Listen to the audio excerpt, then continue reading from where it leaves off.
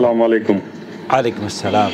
भाई अकील साहब, ये मुफ्ती साहब है सऊदी अरब के, क्या क्या फरमा रहे हैं, ज़रा रोशनी डाल दीजिएगा। बिल्कुल रोशनी हमें ट्रांसलेट करके। मैं आपकी खिदमत में इरशाद भाई, असल में एक ऑडियो क्लिप या वीडियो क्लिप भेजी इरशाद साहब ने दिल्ली से, उसका तर्जुमा इन्होंने मुझसे कराया है और मैं आप लोगों की खिदमत में भी वो नसीहत चूँकि बहुत अहम है इसलिए इसे प्लीज़ समाअत फरमा लीजिए। शेख मोहम्मद बिन सालिह अल उसैमीन रहमतुल्लाह अलैह को एक साइल ने सवाल किया और वो कुछ दरियाफ्त करना चाह रहा है। पूछ रहा है कि आप कैसे मिजाज हैं शेख मोहतरम। शेख कह रहे हैं अल्हम्दुलिल्लाह मैं खैरियत से हूँ, आफियत से हूँ।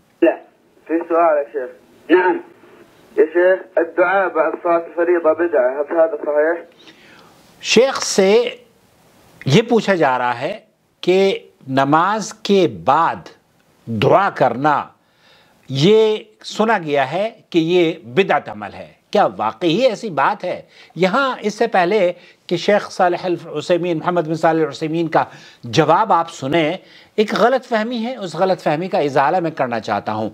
नमाज के बाद जिन उलमा ने, शेख अब्दुल अज़ीज़ बिन बाज़ या हदीस उलमा ने नमाज के बाद बिदअत की दुआ पर बिदअत का हुक्म लगाया है, वो दुआ इज्तिमाई दुआ है। जी हाँ, ये सुन लीजिए, अगर आपके इमाम साहब नमाज पढ़ाते हैं और फिर उन सब मुक्तदियों को लेकर वो नमाज के बाद दुआ करते हैं तो इसमें किसी का भी इख्तिलाफ नहीं है सिवाय चंद उलमा के। वो ये कहते हैं कि ये दुरुस्त है। अलबत्ता शेख मोहम्मद बिन सालिह अल उसैमीन, शेख अब्दुल अज़ीज़ बिन बाज़ और सऊदी अरब के जो किबार उलमा हैं, हदीस उलमा, वो ये कहते हैं कि ये बिदअत है। और उसकी बिदअत होने की दलील ये है कि अल्लाह के रसूल सल्लल्लाहु अलैहि वसल्लम से ये अमल, नमाज की हर हरकत, नमाज का हर काम, कैसे बैठना है, कैसे उठना है, तमाम तफासिल मौजूद हैं, किस हालत में आपको क्या पढ़ना है। लेकिन जो मौजूद नहीं है वो ये कि नमाज के बाद आप अलैहिस्सलातु वस्सलाम ने कभी भी किसी भी सहाबी को दुआ के लिए हुक्म दिया हो या आपने दुआ करवाई हो। ज़िक्र अज़कार मिलते हैं। अल्लाह के रसूल सल्लल्लाहु अलैहि वसल्लम नमाज पढ़ते अल्लाहु अकबर कहते अस्तग़फिरुल्लाह अस्तग़फिरुल्लाह अस्तग़फिरुल्लाह। जो नमाज के बाद की दुआएं हैं या नमाज के बाद के अज़कार हैं, टू बी अगर उसको सही बयान किया जाए तो वो नमाज के बाद अज़कार का मौका है। सुनते हैं शेख सालिह अल उसैमीन क्या कह रहे हैं। और शेख हमारे दोस्त इरशाद भाई, असल में इसको लेकर दिल्ली में कुछ लोगों को इख्तिलाफ हुआ है, तो पहले ये वीडियो आप सुन लीजिए, फिर उसके बाद मैं आपको दूसरे उनका जो सवाल है उसका जवाब दूंगा।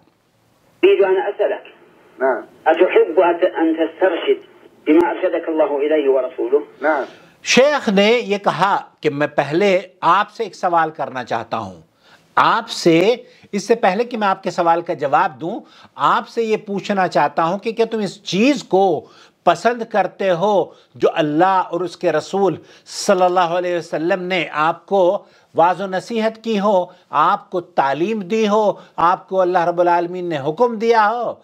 तो साइल का जवाब कोई भी दुनिया का मुसलमान हो यही कहेगा, नाम ये शेख, हाँ मैं वाकई ऐसा चाहता हूँ। यहाँ फिर शेख ने कहा कि अल्लाह का कलाम आप सुन लीजिए। अल्लाह रब्बुल आलमीन कुरान करीम में क्या फरमाता है? फ़ज़्कुरुल्लाह। तब जब अल्लाह रब्बुल आलमीन ने नमाज के बाद ये हुक्म दिया है कि अल्लाह का जिक्र किया करो,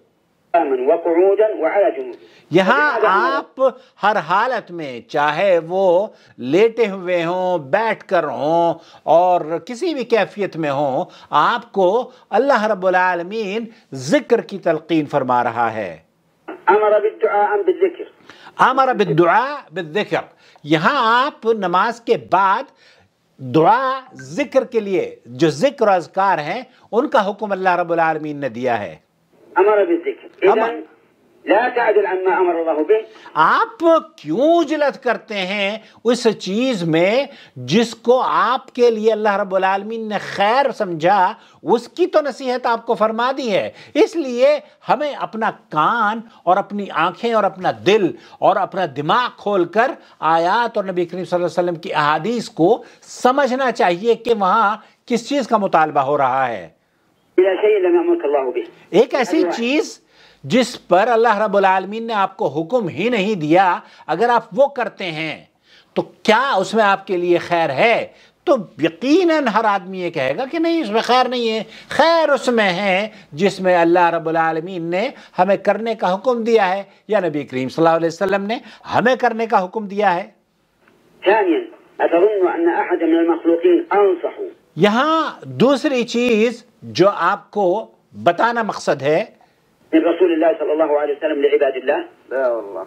لا والله. کیا کوئی ایسی چیز بھی ہو سکتی ہے آپ کے ذہن میں جو اللہ کے رسول صلی اللہ علیہ وسلم اللہ رب العالمین کو آپ اللہ کا تقرب حاصل کرنا چاہیں اور نبی کریم صلی اللہ علیہ وسلم نے اس کی وضاحت نہ بیان کی ہو؟ آپ یقیناً اس سلیم فطرت شخص کی طرح آپ بھی یہی کہیں گے کہ نہیں، لا واللہ، ہر چیز کی وضاحت اللہ کے رسول صلی اللہ علیہ وسلم نے احادیث میں فرما دی ہیں. أحسنت. علم النبي. احسنت، آپ نے اگر یہی جواب دیا ہے جو میں نے عرض کیا، ہاں، تو آپ نے بالکل درست جواب دیا ہے اور یہ بہت خوبصورت بات آپ نے کہی ہے. الله عليه وعلى آله وسلم أمته التشهد. آپ علیہ السلام نے امت کو تشہد کا حکم دیا، تشہد سکھایا. صحابہ کو، تمام صحابی جتنے بھی ہیں وہ نبی، بلکہ قیامت تک نماز میں پڑھنے والے لوگ تشہد پڑھتے رہیں گے. ثم قال ثم ليتخير من الدعاء ما شاء. فأمره أن يدعو قبل. یہاں آپ کو آپ کے رسول صلی اللہ علیہ وسلم نے، یہ صحیح بخاری اور مسلم کی روایت ہے، اس کی وضاحت میں اگلی ویڈیو میں کروں گا.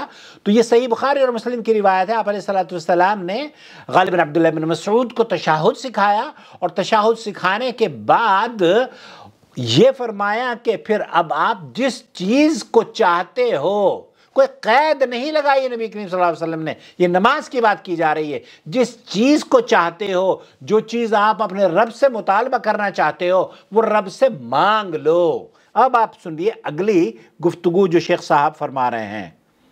خير من الدعاء ما شاء. خیر من الدعاء. فأمره أن يدعو قبل أن يسلم.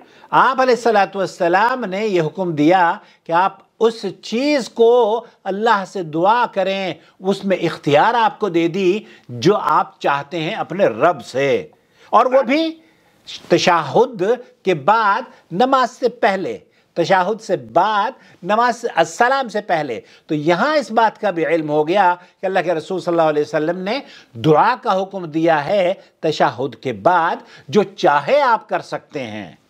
إذا أردت أن تدعو الله تعالى بعد الفريضة أو النافلة فادعو قبل السلام.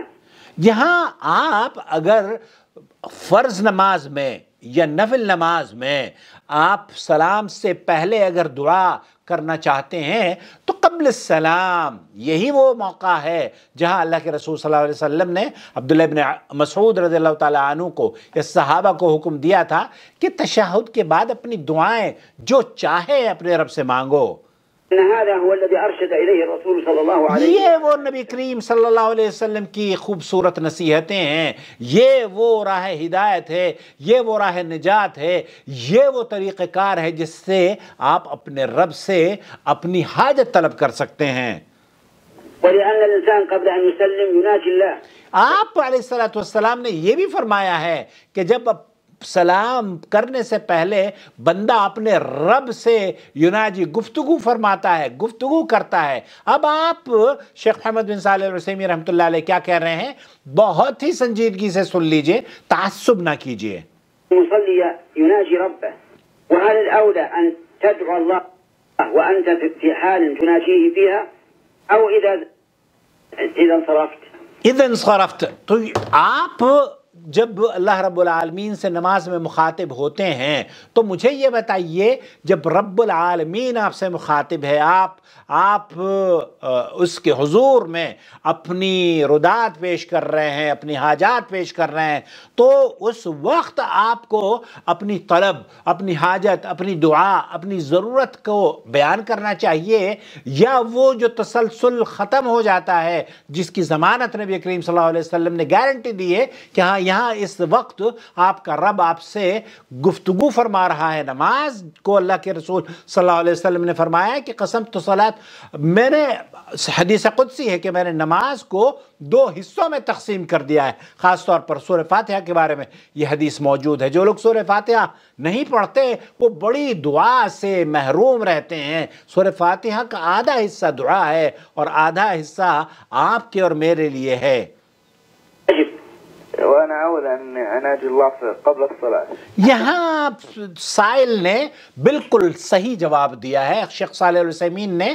اگر مجھے موقع ملتا تو میں آپ سے بھی یہی پوچھتا ارشاد بھائی کہ آپ کو جب اللہ رب العالمین، اللہ کے رسول صلی اللہ علیہ وسلم نے یہ فرمایا ہے کہ اپنے رب سے اس وقت مطالبہ کرو، اس وقت درخواست کرو، اس وقت اپنی دعا کرو جب کہ آپ محو گفتگو ہوں، جب کہ آپ اپنے رب سے مناجات کر رہے ہوں، جب کہ آپ اپنے رب سے وہ کمیونیکیشن کا جو سلسلہ ہے وہ جاری اور ساری ہو۔ اب جب آپ نے سلام پھیر لیا تب تو وہ رابطہ منقطع ہو گیا۔ وہ نماز کا حصہ جس میں اللہ کے رسول صلی اللہ علیہ وسلم نے فرمایا ہے کہ یہ وہ دعا کا موقع ہے جب کہ آپ کو دعا کرنی چاہیے، جو جی چاہے دعا کیجئے۔ تو سائل یہ کہہ رہا ہے کہ جناب میں تو یہ پسند کرتا ہوں کہ میں اس وقت دعا کروں جس وقت میں اپنے رب سے کمیونیکیشن ہماری جڑی ہوئی ہو، بلکہ اس کے بالکل برعکس میں یہ پسند کروں گا کہ سلام سے پہلے ہی دعا کر لوں۔ اب شیخ صاحب ان کو کیا کہہ رہے ہیں؟ اذن اس کے بعد یہ کہ آپ کو ظاہر جب آپ کی سمجھ میں آ گئی ہے بات تو آپ کو سلام سے پہلے دعا کرنی چاہیے۔ اب بھائی ارشاد نے پوچھا کہ سلام سے پہلے اگر دعا کرنی چاہیے اور اپنی زبان میں کرنی چاہیے، اس کی دلیل اور یہ کیوں کرنی چاہیے؟ حالانکہ اس میں بہت ساری چیزیں مل گئی ہیں، لیکن اس ویڈیو کی طوالت کو مد نظر رکھتے ہوئے اگلی ویڈیو ضرور سماعت فرمائیے، جو ارشاد بھائی کا اگلا سوال اور آپ کو اس کا جواب بھی دوں گا۔ براہ کرم چینل کو سبسکرائب کر لیجئے، ویڈیو دوسروں کے ساتھ شیئر کیجئے، لائک کیجئے، اور یقین جانیے اس ویڈیو کو اگر آپ دوسروں تک شیئر کریں گے تو یہ صدقہ جاریہ میرے لیے بھی ہوگی، آپ کے لیے بھی ہوگی، اور ایک شخص جو رب کو دعا کرے گا ایسے وقت میں جب کہ وہ سلام سے پہلے اپنے رب سے مناجات کر رہا ہوتا ہے تو انشاءاللہ تعالیٰ اس کی دعائیں بھی قبول ہوں گی، اور دعائیں جب قبول ہوں گی تو میرا اور آپ کا حصہ اور اس چینل کا حصہ یقیناً اس میں صدقہ جاریہ کے طور پر شامل ہوگا۔ اپنا خیال رکھیں، اور اس چینل کو سپورٹ کرنے کے لیے جوائن ممبرشپ کے دروازے گوگل نے کھول دیے۔ براہ کرم اس چینل کی ممبرشپ اسکیم سے جڑ جائیے تاکہ میں آپ کو اس طرح کی قیمتی ویڈیو زیادہ سے زیادہ فراہم کر سکوں۔ شہر رمضان الذی انزل فیہ القرآن هدى للناس وبينات من الهدى والفرقان